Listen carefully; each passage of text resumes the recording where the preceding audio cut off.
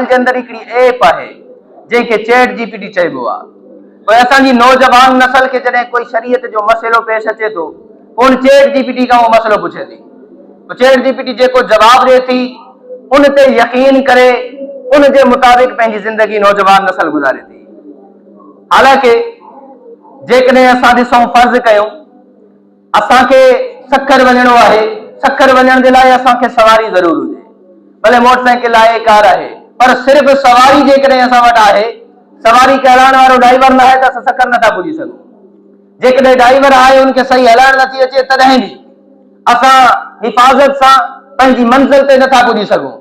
अहिड़े तरीक़े सां चैट जीपीटी ऐप असांजे लाइ सहूलत आहे, पर इन सहूलत खे हलाइण जे लाइ रहनुमा जी ज़रूरत आहे, इनके इस्तेमाल करण जे लाइ रहनुमा जी ज़रूरत आहे। यह चैट जीपीटी कहीं वक़्त ग़लत मसइला ॿुधाए थी, शरीयत जे ख़िलाफ़ मसइला ॿुधाए थी, ग़लत हदीसूं ठाहे करे ॾिए थी। हिकु माण्हू अहिड़ो आहे जंहिंखे शरीयत जी मामूली ॼाण बि न आहे, वो जेकॾहिं उनखां मसइलो पुछंदो उनजे साम्हूं हिकिड़ी हदीस बयान कई वेंदी, हालांकि उहा हदीस न आहे, पर उहो महबूब जी हदीस सम्झी करे यकीन करे वेही रहा, छो त उनजे साम्हूं इज्जत महबूब जी आहे, उनजे साम्हूं मक़ाम रसूलुल्लाह सल्लल्लाहु अलैहि वसल्लम जी ज़ात जो आहे, उनजे साम्हूं इहो मसइलो बयान कयो वञे थो त रसूलुल्लाह जे मंसूब करे। पोइ अज़ीज़ दोस्तो, जेकॾहिं सिर्फ़ चैट जीपीटी ते एतमाद कंदो, काथे न काथे इहो नौजवान खाई में ज़रूर किरंदो।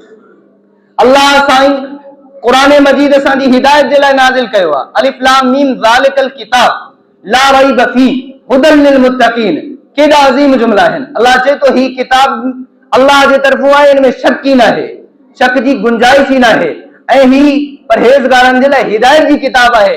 इन जे बावजूद अल्लाह ताला पंहिंजे हबीब के मोकिले करे फरमायो इहो क़ुरान पंहिंजी उम्मत खे समझाए, भाई अल्लमहुमुल किताब वल हिकमा। इहो किताब छा चए थो, अल्लाह इन किताब जे ज़रिए मुसलमाननि खां मोमिननि खां छा घुरे थो, छा इन्हनि खे अल्लाह ताला ॾिसण चाहे थो, उहो इन्हनि खे समझाए। जॾहिं क़ुरान जहिड़ी किताब खे समझाइण जे लाइ अल्लाह साईं पंहिंजो आख़िरी पैगंबर मोकिलियो, आख़िरी नबी मोकिलियो, हालांकि क़ुरान भी हिदायत जी किताब हुई। पोइ अज़ीज़ दोस्तो, अॼु जेकॾहिं जदीद दौर जे अंदरि हिकु ऐप सहूलियत ॾिए थी त असांजे लाइ रहनुमा कीअं थी सघे।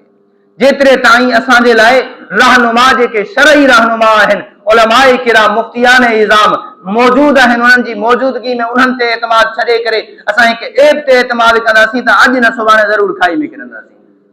ऐं साॻियो ई असांजो नौजवान, असांजो मुसलमान एॾो ज़हीन, एॾो होशियार आहे, जेकॾहिं कंहिंखे मथे में सूर थिए थो उन जे लाइ डॉक्टर ॾे वञे थो, चैट जीपीटी खां नथो पुछे। जेकॾहिं कंहिंखे बुखार थिए थो डॉक्टर ॾे वञे थो, चैट जीपीटी खां पुछी करे इलाज नथो करे। जेकॾहिं कंहिंखे वॾो मर्ज़ थिए थो, जेकॾहिं सौदो वठण वञे थो, बाज़ार मां सामान वठण वञे थो, टमाटर वठण वञे थो, त उनजी तहक़ीक़ जे लाइ पाण ॾिसे थो, उनखे चैट जीपीटी खां नथो पुछे।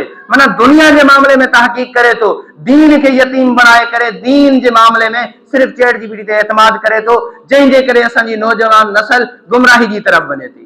अज़ीज़ दोस्तो, इन जो इहो मक़सदु न आहे तव्हां मसइला असां खां पुछो, जंहिं आलिम ते, जंहिं मुफ्ती ते तव्हांखे एतमाद हुजे उन खां पुछो, पंहिंजी तहक़ीक़ कयो, लेकिन सिर्फ़ कंहिं ऐप ते एतमाद करे पंहिंजी दुनिया खे ऐं आख़िरत खे ख़राब न कयो।